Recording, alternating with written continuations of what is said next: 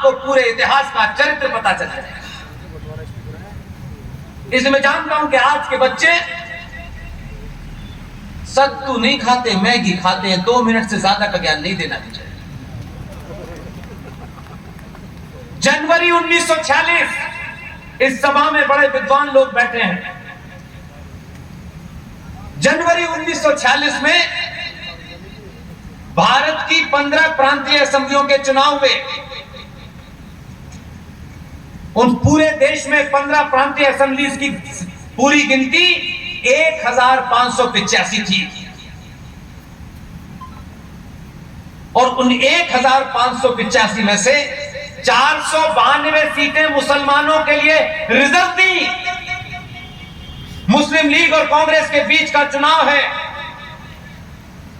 चुनाव में नारा था, मर मर के लेंगे पाकिस्तान, हर कीमत पर लेंगे पाकिस्तान। ये 1946 का नारा था।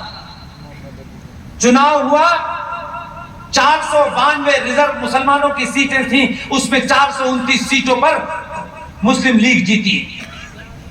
बाकी सीटों पर कांग्रेस के मुसलमान जीते। कुल मिला के चुनाव में कांग्रेस की जीत हुई। इसके इमीडिएट बाद 3 मूर्ति के आर्काइव में सारे डॉक्यूमेंट अवेलेबल हैं। इमीडिएटली मार्च में एक बयान आया। किसका? इंग्लैंड के प्रधानमंत्री क्लेमेंट एटली का बयान आया कि हम शीघ्र ही भारत में सत्ता का हस्तांतरण करने वाले हैं। मार्च में वो बयान देते हैं और अप्रैल में 20 अप्रैल 1946 को यकायक कांग्रेस पार्टी अपने अध्यक्ष का चुनाव घोषित कर देती है। यूं तो कांग्रेस पार्टी में 2 साल के लिए अध्यक्ष चुने जाते थे, लेकिन 23 मार्च 1940 को लाहौर के अंदर मुस्लिम लीग के नेता अली मोहम्मद जिन्ना ने लाहौर में, जहां करारदाते पाकिस्तान नाम की एक मीनार बनी हुई है, जहां अटल बिहारी वाजपेयी गए थे, वहीं पर यह रेजोल्यूशन पास किया कि पाकिस्तान हमारा अंतिम लक्ष्य है। तो जैसे ही उन्होंने यह किया, अली मोहम्मद जिन्ना ने 1940 में एक बयान दिया और बयान यह दिया कि जितने ईमानदार मुसलमान हैं, जितने असली मुसलमान हैं, वो मुस्लिम लीग के साथ हैं। जो बेईमान हैं और नकली हैं, वो कांग्रेस के साथ हैं।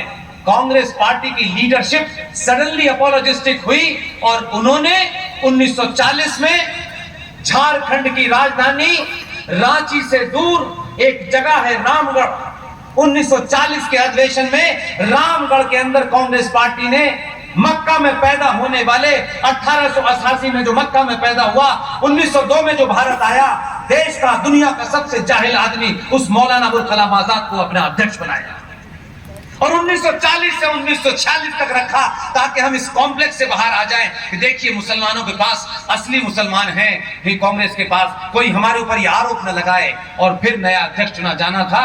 20 अप्रैल को घोषणा हुई कि कांग्रेस पार्टी का अध्यक्ष चुना जाना है और 15 प्रांतीय असेंबलियों ने गुप्त मतदान करके 27 अप्रैल को दिल्ली में भेजा। आपको यह जानकर ताज्जुब होगा कि कांग्रेस पार्टी को तय करना था कि उसका कौन कौन उम्मीदवार होगा। फूल वाले चचा का नाम ही नहीं था उसमें।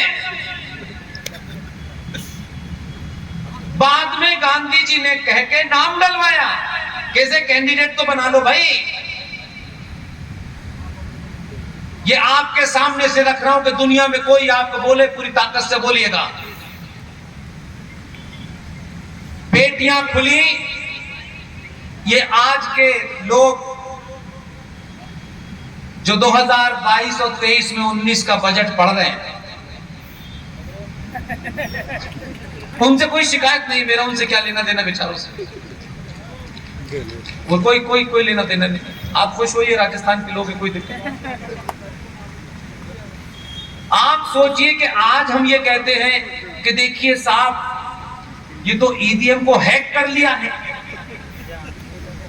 ये तो वोटों का कुछ बदली हो गई है, पेटियां बदल दी हैं। अरे ये घटना पुरानी नहीं, अभी नई नहीं है।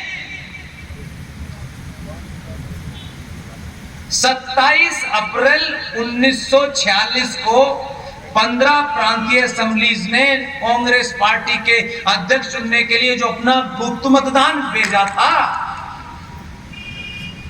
और उसकी कार्रवाई देखने के लिए कि किसकी देखरेख में हो, तो गांधी जी के जो सबसे नजदीक थे, जो परम प्रिय थे, लेकिन उस बहादुर आदमी की चर्चा हमारे यहां नहीं होती, क्योंकि ऐसे बहादुर आदमी परम प्रिय होने के बावजूद भी ये उसी का कलेजा था कि सही बात उस वक्त भी की और लिख के चला गया कि 2023 तक तो कोई ना कोई पागल मेरी किताब पढ़ ही लेगा।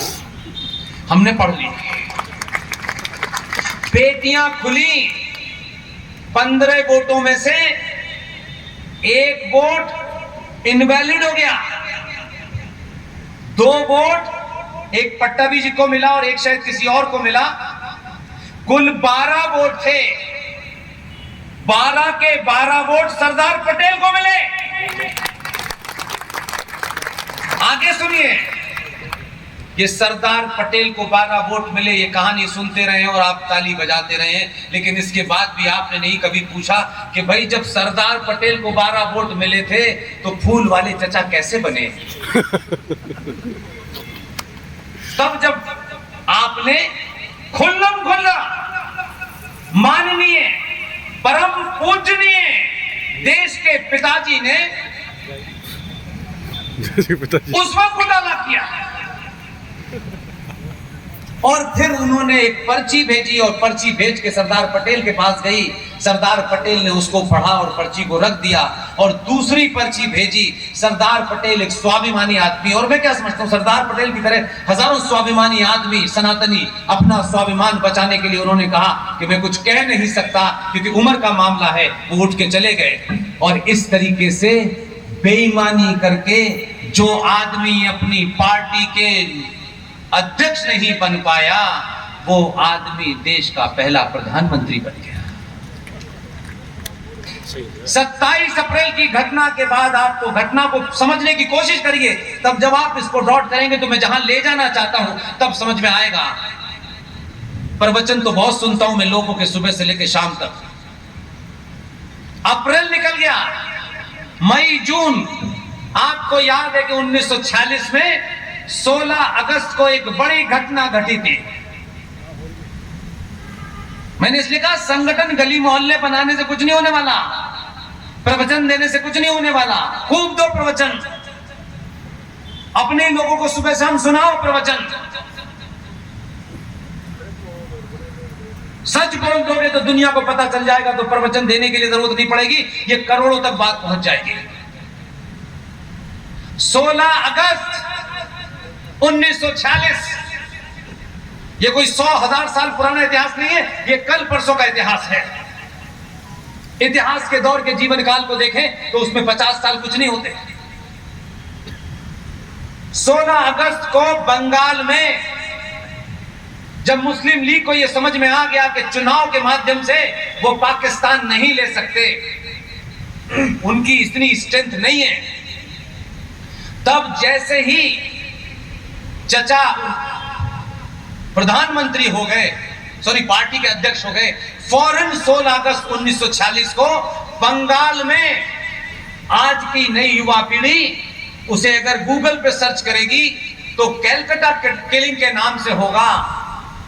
डायरेक्ट एक्शन, यूनाइटेड बंगाल का चीफ मिनिस्टर था शहीद हुसैन सोहरावर्दी, उसकी देख रेख में डायरेक्ट एक्शन मुसलमानों ने किया, और बंगाल के अंदर 10,000 हिंदू महिलाओं और बेटियों और फोटो की लाशें चौराहे चौराहे थी, जिसे आप डायरेक्ट एक्शन के नाम से जानते हैं। इसलिए मैंने आज कल मैं कुछ देख रहा हूं, कुछ नए नए ज्ञानी पैदा हुए, कुछ नए नए आए हैं सीधे मक्का से, वो हमको ज्ञान दे रहे हैं। कम से कम मुझे न दें, मैं जहां से आया हूं आप सबको पता है। मुझे कोई किसी की सहमति और किसी का अनुमोदन नहीं चाहिए। वो बता रहे हैं रमजान मन की शुद्धि, मन और बुद्धि, या तुम ही मन बुद्धि हो क्या? इसके लिए रमजान का रोजा रखा जाता है। वाह वाह वाह, कहां से लाए हो ये? किसको मूर्ख बना रहे हो? कोई और कहे तो समझ में आता है। अखबार में फोटो लगवा के छपवा रहे हैं, बता रहे हैं कि रमजान में मन की शुद्धि, इसके लिए रमजान रखा जाता है। यार मैं क्या कहूं इस मंच से। पता है ना मैं कहां पैदा हुआ हूं? पता है नहीं बात आपको? हाँ या ना में बताइए। जहां आइडिया ऑफ पाकिस्तान पैदा हुआ है, मैं वहीं पैदा हुआ। नहीं जानना चाहते हम अपना इतिहास। कहा जाता है कि रमजान के महीने पवित्र होते होंगे, मैं तो नहीं मना कर, लेकिन जंगे बदर इस्लाम की सबसे बड़ा लड़ाई रमजानों में हुई। 16 अगस्त 1946 को जो डायरेक्ट एक्शन हुआ, उस दिन भी रोजे थे, उस दिन भी रमजान थे। रमजानों का महीना, देखिए मैंने कहा कि जब आप झूठ सुन लेते तो सच सुनने से लोग डरते। एक बार डरेंगे, एक बार डराएंगे, लेकिन सच बात पता चल जाएगी तो फिर मक्कार यहां नजर नहीं आएंगे। रेगिस्तान में जहां बताया जाता है कि इस्लाम वहां पैदा हुआ, रेगिस्तान के अंदर जितने भी युद्ध होते थे, उन युद्धों से लड़ने के लिए कैसे अपने आप को तैयार किया जाए। हो सकता है खाना ना मिले, हो सकता है लंबे समय तक पानी ना मिले, उस मजहबी लड़ाई के लिए जो प्रैक्टिस और जो एक्सरसाइज की गई उसे रमजान कहते हैं, ताकि जो तुम्हारे अल्लाह पे यकीन न लाए उसका कत्ल वाजिब है। सूरह नंबर 9 आयत नंबर 5 ही कहती है। लेकिन कुछ लोग कह रहे हैं नहीं, ये तो भाई हैं हमारे। कुछ लोग डीएनए बता रहे हैं हमको, हमारा डीएनए परशुराम से है, हमारा डीएनए मर्यादा पुरुषोत्तम राम से है, भगवान कृष्ण से है, आचार्य चाणक्य से है। हमारा डीएनए चाटुकारों से नहीं है। इसलिए अपने स्वार्थ के लिए सनातनी हिंदू को 2023 में भ्रमित मत करो। ये वो घड़ी है कि सबसे हिसाब लिया जाएगा। जो झूठ बोलेगा उसके चौराहे चौराहे पुतले जलाए जाएंगे। ये वो घड़ी है कि 700 साल के बाद आप अपने जागृत होने की कोशिश कर रहे हैं। ये मां बहनें कथा सुनने नहीं आई हैं, कथाकार नहीं हूं मैं। अगर जीवन में मुझे कुछ पता नहीं है, लेकिन अगर कथा भी जिस दिन करूंगा तो मैं अपने इसी प्रवचन को कथा मानता हूं। मैं उस कथाकार की तरह नहीं हूं जो मां बहन बेटी भोली भोली महिलाएं हमारे परिवार की, इसलिए कि उनको लगता है कि भगवान की कथा सुनने में पुण्य ही मिलेगा। उनकी ऐसी आस्था है, वो घर से निकलती हैं, कथाकार मंच में बैठा होता है, उसके आने से पहले 750 लोग आते हैं जो इंतजाम करते हैं कथाकार का। मुझे उससे भी कोई शिकायत नहीं है, वो कितने पैसे लेते हैं उससे भी कोई शिकायत नहीं है। मेरी शिकायत ये है, तुम कथा करने आए हो, भगवान राम की कथा कर रहे हो, मां सीता की कथा कर रहे हो, लक्ष्मण की कथा कर रहे हो, इसे वहीं तक रखो। फिर उसमें मौला मौला और अली अली कैसे आएगा, ये मैं मानने को तैयार नहीं हूं। तुम किसके एजेंडा को चला रहे हो? इन भोली वाली महिलाओं को बता रहे हो कि अली में और मौला में और राम में कोई फर्क नहीं है, जमीन आसमान का फर्क है। तुम उनकी भावुकता का इस्तेमाल कर रहे हो। ये बेचारी महिलाएं वो ये समझती हैं कि अरे उन्होंने तो कह दिया सब बराबर है, सारे धर्म बराबर है, ये भी हमको बता दिया। अब बेचारी निकिता उठ के चली गई बराबर वाले के पास। तुम वहां क्यों चली गई? कि तुम्ही ने तो कहा था कि सारे धर्म बराबर है। झूठी परंपरा अपनी झूठी शान के लिए, अपने अहंकार के लिए मत बोलिए। इसका नुकसान आपके घरों में बच्चों को हो रहा है, आपकी बेटियों को हो रहा है, आपकी बहन बेटी के अलावा माओ को हो रहा है, उनको बताया नहीं जा रहा। जब आप कहते हैं सारे धर्म बराबर हैं तो फिर प्रॉब्लम क्या है? फिर तो अरशद भाई जो कर रहे हैं ठीक ही कर रहे हैं, नहीं है। इसलिए मैंने शुरू में कहा मजहब और धर्म